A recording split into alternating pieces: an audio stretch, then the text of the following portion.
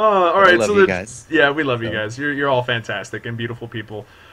So the drop pod's going down, and a good luck comes out from Carndog. So it looks like everybody's finally it's a trap. they've earned each other's mutual respect. Looks like they're going for it. Maybe. Maybe. But yeah, Source streams in the chat. That's not it at all. Wow. nope. Those are the bands. That's the draft That's from last my game. that's my notepad. My notepad. I don't know why that pasted. Sorry about that. There's the multi-twitch, Ed Wiener and Carndog. And this map, Serona, I believe you have a few things to say about it. Yeah, Serona is definitely one of those maps where mid control is the strongest way to play. In some places, it's just so that way you have a better place to attack from. Like in Ribbit, for instance, you get a slight advantage from the jungle, but most of it is that way you have the mobility you need. In AI 404, you get no monetary advantage over holding the middle, you just have complete positioning. And then in Agiyo, you get access to Invis, not really any monetary advantage yet again. And this one, you get a lot of monetary advantage, like 30 solar every few seconds, which is what Solar Tree used to give in a minute before it got nerfed. It is a huge amount of solar you're getting. You're also stopping the other team from pushing. You can just kind of sit there and enjoy it. Throw coming out of Scoldier, but to really no effect because everyone just either jumps or bounces away, and everyone's going to be fine. Carndog's just mining up the middle there and getting all the solar he possibly can. What I love about that laser... Ed Wiener. No, go for it. I was going to say, what I love about the laser on Yuri is that it allows him to pick up solar from a distance safely. Mm-hmm. Yes. It's just like a Froggy G-Dash, just go right under that worm, very safe in terms of picking up the solar. You can do the same with Yuri, but so far it's been Ed actually collecting it. Mm-hmm. And we saw this in his previous game last time he was on Serona. I believe Serona was, Skoldir, Clunk, Yuri, and Ed was the Clunk last time as well. Yes, I think that you're right on that front.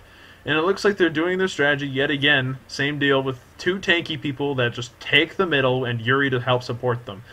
And this is going to continue for a little while as Ed Wiener just gets up the farm he needs to do what Clunk do, which is explode all over everyone. It's going to be terrible. Well, he doesn't have the explode yet, and last time we were here, he actually came out, got a few solar, and then went back and picked up the snare and the explode combo. This time, taking a little bit more of an easier approach to it, and he hasn't actually gone back yet. Level 4 with 300 solar under his belt, so he will go home soon in order to pick it up. But, again, average game time is about half hour, so no real rush to get it that quickly. There he goes. He's finally going to head back. Mm-hmm. And as he goes back, let's see if I can catch him buying all of his stuff. He picks up Boots, 1 rank of regen, and Explode. That's a good way to go ahead and get it all in a shopping trip. That's a really good way to get everything. Like the Boots allow him to be a lot more mobile, allow him to be a lot more aggressive, and to chase and explode on people a lot easier.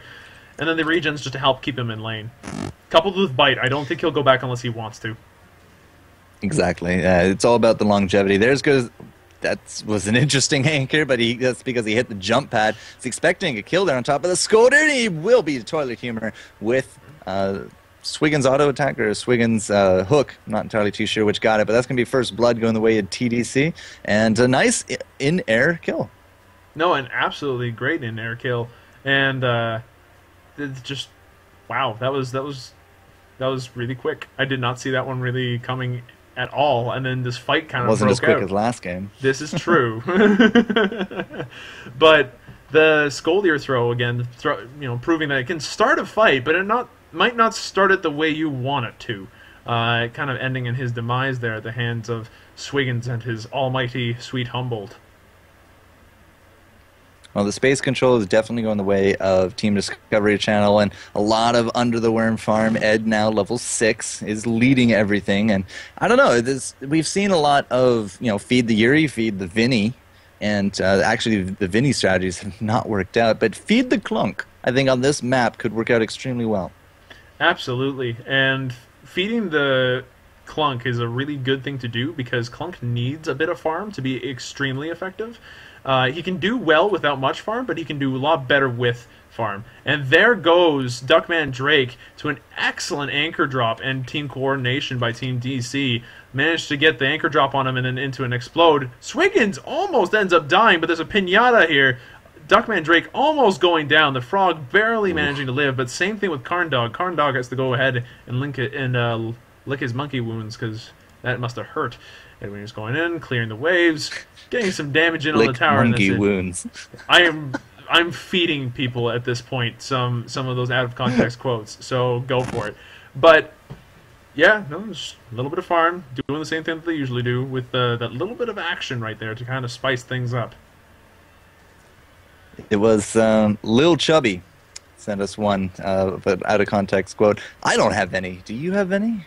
No one texted me any of these things.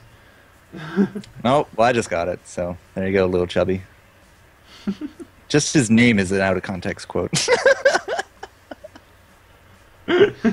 Oh, that's what we resort to 6 hours in. Ed Wiener under the tower. He gets destroyed. Really great throw. And this is what I think we saw last time before, right? You throw out the Clunk, you catch them off guard, or you throw out the Yuri and you separate them. And divide and conquer kind of strategies. Worked out well. 0-1 now for Ed Wiener. And the benefit is, in this case, that Skoldir can throw all of them.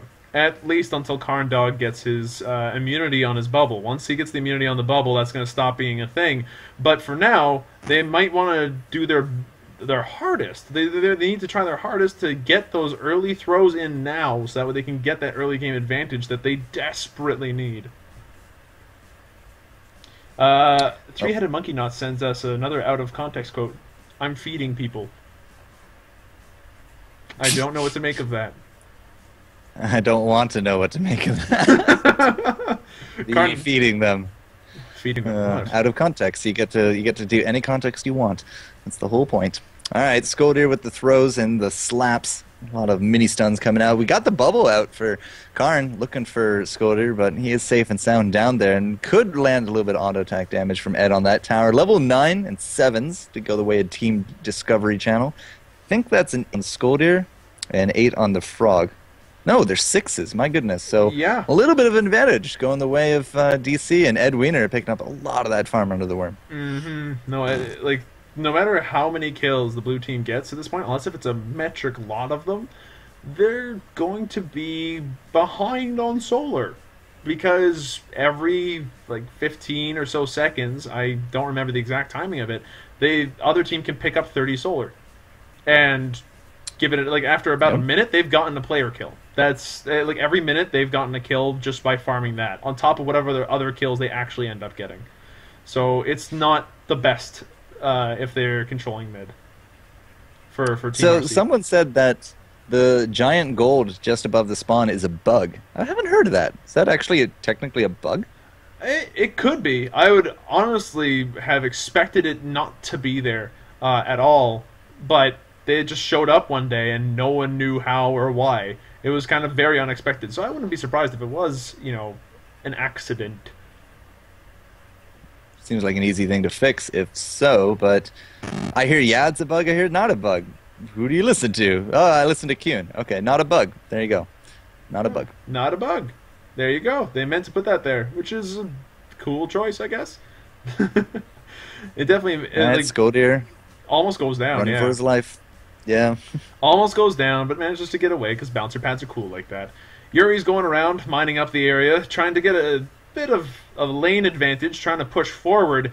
That top tower for Team RC is looking a little bit better. Karn Dog's also mining up that bounce pad there. That's a really good move because it allows him to kind of just safely bounce off of it without the other team being able to chase him appropriately. He's also outranging that tower, so that way he can deal some damage to it. He's trying to save his buddy on the Swiggins, and then he gets turned on somewhat, and then he goes and hides, and then that's the end of that. They go right back to the middle.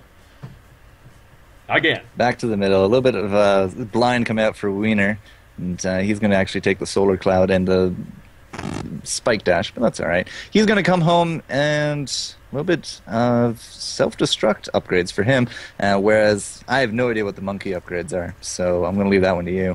Well, he's got duration on his mines, that's for sure. That means that his mines stick around for a very long time, and the longer he is someplace, the longer that, the more damage he can pop out, which is frightening to say the least.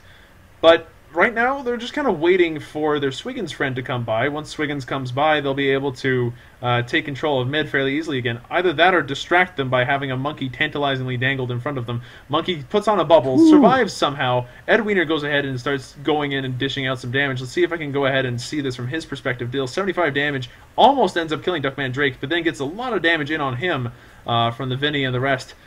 And a bite comes out, and that's not quite it. There's a chase going on him. Yeah, they're looking for him. Yeah, and they've managed to get him eventually, with Toilet Humor managing to pick him off with an anchor grapple. And, yeah, good move by Swiggins, who can float around and then just shoot his anchor at people. Poor Vinny. I mean, he just kind of he controls that airspace so well, but it kind of really backfired on him. That's not going to be great for Whoopi either. Gets hit by that anchor, auto attacks, and lasers abound. And now it's going to be a 3-on-1 advantage. Top tower is going to be taking a lot of chunks here. Absolutely. The top tower is definitely taking a decent amount of damage. Karndog's laser upgrade for the range is definitely doing some work there. It's an extremely long-range attack at that point once he's got that upgrade. It's nuts. But I'm not sure if he actually has it, is the thing. I just saw his loadout, and I'm not sure if he actually has it. I didn't see it. That'd be crazy if he could do that without the upgrade. It looks we finally have Earthquake on Whoopi, so all those deaths, Whoopi finally does pick it up. Not entirely too sure if it'll have a snare attached to it, but at least it'll do a little bit more damage in some of these team fights. Ed Wiener, 14, 11 on the Monkey, and 11 on Karn, so they are staying about 3 levels apiece, and Ed's still pretty far in the head. Skoldir level 9. That's starting to become a problem. Yeah, no, the level difference is going to get more and more pronounced as this goes on. And on top of that, you saw those last couple of fights. Discovery Channel is not losing them. Like, they are definitely winning them, and that gives them even more solar. You can't... It's very reminiscent of game number 2. It is very reminiscent. It was this map and this very comp, except they had a Skoldir instead of a Swiggins. But it won them, and the tactic is definitely still going strong here. Absolutely. It's definitely working for them. Yuri manages to pick up the heal and the immunity on the bubble. As you can see there, he was completely unaffected by the stuns and everything else. That's going to be huge for his team. It means that Skoldir can't really safely initiate anymore, as if he could, with the mines being laid around all over the place. I fully expect this game to start really taking shape now. As long as Karndog doesn't get picked off too badly. And he's about to go down to Bubbles. Good drop from Karndog. He might just make it out if no one catches him. He manages to get out. Toilet Humor got killed by Duckman Drake. And wow, Karndog got out with a sliver of HP. He should not have lived. And yet he still managed. And that's why you always get used to using the spacebar as Yuri. That was a very good juke on his part. The new god. Chat. They're funny guys. Yeah, that laser comes back full health on Karndog. Really good plays out of him. So they go for a 1-for-0. Again, inch or mile, doesn't matter. If you don't get the kill, don't get the kill. And he's just going back, throwing out the mines in the mid, is able to clear out the waves, and the push will resume here from Team Discovery Channel. Yep, and they're going to go for it. Now that they've got that super bubble on Karndog, they really don't have too much to fear of the Skoldir anymore. But they do want to get a little bit more of an advantage to just really make sure that they've got this game. They really do need to make sure that they've got this game first before doing anything too risky. Skoldir and Frog mean that the other team has to play a little bit more safely than they would otherwise normally. One misstep and Frog and Skoldir can really capitalize on it. Vinny's also a good counter to Yuri because of all the aerial burst and control that he can do. So this is by no means over, and Team Discovery Channel knows that. They do have to sit back and take it easy for a little bit. On the other side, Right Click definitely knows that Team Discovery Channel wants to take their time. They're only going to push safely, and they want to force something. So you'll see really aggressive play coming out of the Skoldir and out of the Frog in order to do that. Throw comes out, doesn't do anything to Karndog, unfortunately, and that will end that, except for one more punch to that monkey's face.